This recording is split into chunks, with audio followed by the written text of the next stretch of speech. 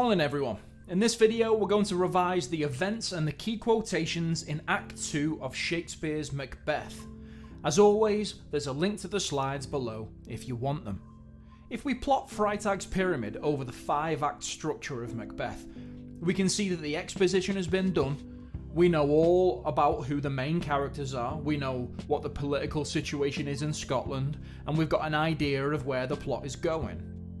So in Act 2, we have the inciting incident, the thing that kicks the plot into motion and causes the action and the tension to start to rise. It's in this act that we see the murder of King Duncan and Macbeth getting what he wants, his ascension to the throne. Let's recap. One of the key scenes of the play is Act 2, Scene 1. It opens with Banquo speaking to his son Fleance, and we learn that Banquo can't sleep due to some nightmares that he's having. Macbeth turns up and they have a conversation. And when asked about the witches, Macbeth says, "I think not of them," which is a blatant lie straight to the face of his best friend. They agree to have a chat about the weird sisters some other time. Banquo and his son leave, and that's when the hallucinations start, and Macbeth has his big soliloquy where he sees a floating dagger and asks, "Is this a dagger which I see before me, the handle toward my hand?" This is a great speech for learning more about Macbeth's character and his state of mind. And he mentions that witchcraft celebrate pale Hecate's offerings and withered murder, indicating that he's influenced by the witches and is almost sacrificing Duncan to the goddess of witchcraft in order to get what he wants, the throne. Lady Macbeth rings a bell to let him know that the coast is clear, and Macbeth ends the speech with "Hear it not, Duncan, for it is a knell that summons thee to heaven or to hell." A knell is what you call a bell's rung at a funeral, and this quote lets us know that even though he has been on the fence about killing Duncan, he's now determined to carry out the murder, and off he goes. Even though the murder of Duncan is one of the most significant events of the play, it happens off stage. In Act 2, Scene 1, Macbeth's on his way to kill Duncan, and in Scene 2, he's already killed him. We don't actually see the murder, but what we do see is the reaction of the Macbeths. It starts off with Lady Macbeth on her own, and she says that, "Had he not resembled my father as he slept, I had done it." And Macbeth turns up and he's freaking out. He's hearing noises and he can't stop looking at the literal blood on his hands. But keep in mind that he's a warrior, a battle-hardened soldier who's killed lots of people before, and yet this murder has affected him greatly. He looks at his hands and says that this is a sorry sight, to which his wife replies that that's nonsense.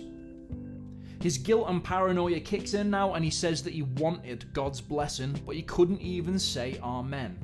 He tells his wife that he heard voices saying that Macbeth does murder sleep and that Macbeth shall sleep no more. Now Lady Macbeth at this point realises that her husband is still holding the daggers instead of planting them on the sleeping guards as they planned, but he refuses to go back. She calls him infirm of purpose, and she goes to frame the guards herself. She comes back and calls him a coward with "My hands are of your colour, but I shame to wear a heart so white." She then dismisses it all by saying that a little water clears us of this deed, as if they can just wash their guilt away. And it's interesting that the Macbeths act in this way with the blood on their hands, especially as Macbeth grows more callous and Lady Macbeth hallucinates the blood on her hands in Act 5. Act 2, Scene 3 starts off with the drunk porter's speech. It's a bit of comic relief to break the tension of the previous scene. Macduff then turns up to wake the king up. Lennox talks about it being a rough night and that lots of strange things were happening. He says that people say there were lamentings heard in the air and strange screams of death, which gives the events of the evening a supernatural feel to them, almost as if it were the witches who were pulling the strings that night.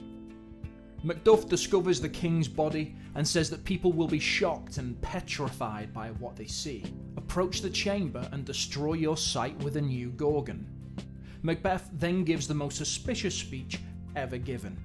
He goes really poetic and over the top, saying, "Had I but died an hour before this chance, I had lived a blessed time. For from this instant, there's nothing serious in mortality." It's almost like he's pre-planned his speech, and he's just not very good at acting.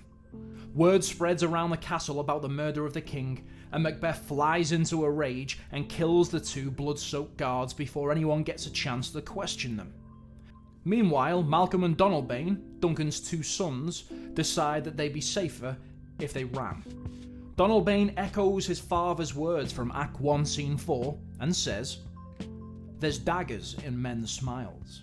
Donalbain leaves for Ireland, and Malcolm leaves for England. Act 2 ends with Scene 4. Ross is speaking with an old man, and they're discussing all of the unnatural things that have been happening.